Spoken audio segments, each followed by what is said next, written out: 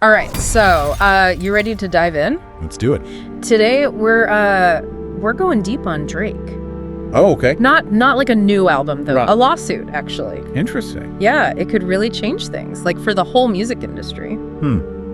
Yeah, I can see how a case like this could have some ripple effects for sure. Well, he's being sued for, well, they say he took someone else's lyric. Oh, wow. So like misappropriation. Yeah, basically using them without permission or credit.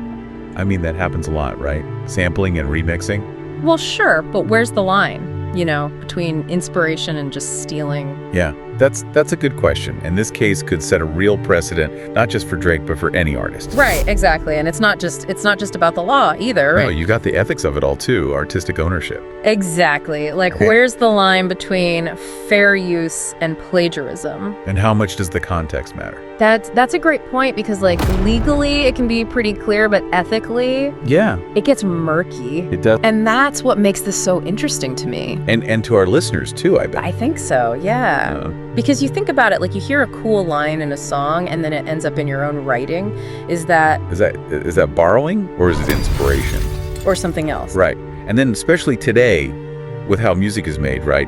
Digital tools, collaboration. It gets even more blurry. It does. But okay, let's back up for a second. Oh, okay. What exactly is Drake being accused of? So the lawsuit says he used a specific phrase Okay.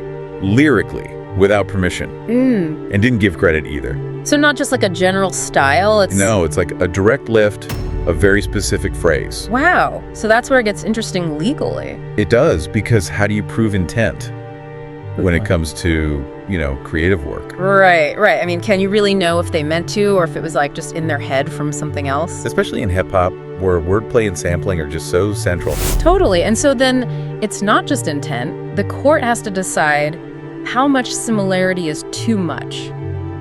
Like one word, a whole phrase, or even a melody. Yeah, where do you draw that line? Right, so in Drake's case, they got to figure out if the phrase was truly unique and if it hurt the other artist. Exactly, and that's where it gets complicated again, subjective even. Yeah, because how do you measure, like, harm from words in a song? Yeah, it's not like stealing something physical where it's clear how much it's worth. It's more about, like, recognition or potential lost revenue. Which is way harder to prove. Definitely, but copyright isn't just about money either. Yeah, it's no. about credit, about creative ownership. Absolutely. And that brings us to, like, the heart of this deep dive today. Okay. Artistic ownership in this digital world Yeah. with all the sampling and remixing and online stuff. Right, all the lines get blurry. And this case just throws it all into focus. It does. It makes you ask some hard questions. About creativity, ownership, and, like, where does the law fit in? To protect artistic expression, where does it get in the way, Yeah, and it's not just music, it's writing, filmmaking, art, all of it. Any kind of creation, really. Because these days, inspiration's everywhere. It is, and sometimes you don't even know where your ideas came from. That's true. Yeah.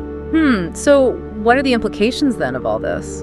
For Drake, but also for music and ownership, like going forward. Yeah, it's a big question. It is. Yeah, it feels like we're at this turning point, Yeah, I see what you mean. Like the courts are saying, hey, gotta protect the creators. Right. But then music is made so differently now. It is, yeah. It's way more collaborative these days, more fluid, like building on what's already out there. Exactly. So how do you square those two things? It's an interesting tension, for sure.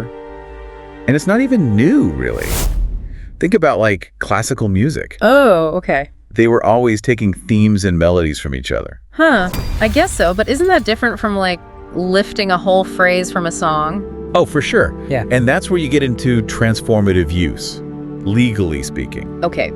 Break that down for me. Basically, if you use someone else's work, but you make it your own, like you do something new with it, it might be okay, even without asking. So it's not just if you borrowed, but how you used it. Right, did you make something new? And that's got to be subjective, right? Oh, totally. Depends on the situation, the kind of music, even like what people are used to at the time. No wonder the courts have a tough time with this. Yeah, there's no easy formula. Nope. And with all the tech now, sampling's so easy. It is, yeah. Remixing, mashups, all that. It's all over the place. So could this Drake thing make people more careful about borrowing? It could, yeah. Artists might get more cautious, especially their lawyers. I guess so, but doesn't that kill creativity a bit? That's the argument some people make, for sure. Because, like, music's exciting because people build on what came before, right? It's true. It's that remixing, those new ideas that make it cool. Yeah, so we need that balance then. Protect the creators, but don't shut down the whole process. Exactly. Finding that middle ground's the trick. Bet. No easy answers there. It's like this ongoing back and forth. Between the law and the artist. Yeah, trying to figure it out as we go. And this isn't even just music, right? It's everything. It is memes online, quoting people. It's all over. We're constantly taking and changing little pieces of culture. We are. And this Drake case, it's like a tiny version of this huge shift. Oh, interesting. Like the lines between who made what and who's just copying, it's all getting blurry. So it comes back to, like, how do we even value art in this digital world? Exactly. How do we protect it? It's not just the law either. It's what we expect, what we think is okay. Right. Like culturally, when is it fair use? When is it stealing? And how do you give credit without holding back your own ideas? Those are the questions, yeah. Big ones with no easy answers. But important ones for anyone who cares about music or art in general. I think so too, because this isn't just about Drake. No, it's about all of us and how we deal with ownership of these creative things. Exactly. So as you're listening, think about where you stand on this. Yeah, good point. Like, how do you support the artist but also hold them accountable? And where's that line for you between inspiration and just taking someone else's work? This whole thing, it makes you wonder, like, what happens outside of court, you know? Oh, absolutely. Yeah. It's already, like, all over the internet. It You is. have to have opinions. Yeah, and that matters, right? Like, public opinion can really shape things. It can, for sure. So it'll be interesting to see how that all plays out. You think it could, like, scare artists? Make them less willing to try stuff, you know, borrow from other sources. It's possible, yeah. And that would be a shame, I think. Right. We don't want people afraid to experiment, to build on what came before. Exactly, because that's how you get new stuff, right? Taking an idea and making it something totally different. And if you can't even draw inspiration, like, what are we even doing? Yeah, it would really limit things. I think this whole case also shows, like, how important it is to know the rules. Like, copyright, all that. Artists need to get it. They do, yeah. Got to know your rights, but also your responsibilities. And be careful about giving credit, asking permission when you need to. It's not just about avoiding lawsuits either. No, it's about respect, right?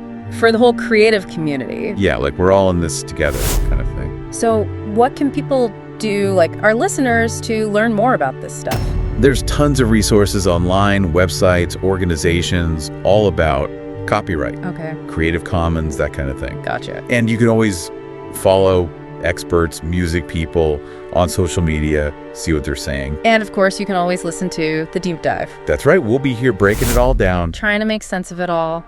Always. So as we wrap this up, I think the big takeaway is, like, we're all figuring this out together. We are, yeah. How we make art, how we share it, how we say what's valuable, especially in this digital age. And it takes, you know, thinking carefully, being open to different ideas, and questioning what we think we know. It does. It's not easy, but it's worth it. So as you go about your day today, think about this stuff. Okay. How do you define creativity? What does ownership mean to you? Good questions. And how do we balance giving credit with letting people be creative? Those are the questions that are going to shape music, art, culture, all of it. Yeah, for sure. Well, thanks for joining us on this deep dive. I hope this got you thinking. Me too, and hopefully it'll make you want to learn even more about all this. Exactly. Until next time, keep diving deep. Keep asking those questions, and let's keep this conversation going. Absolutely.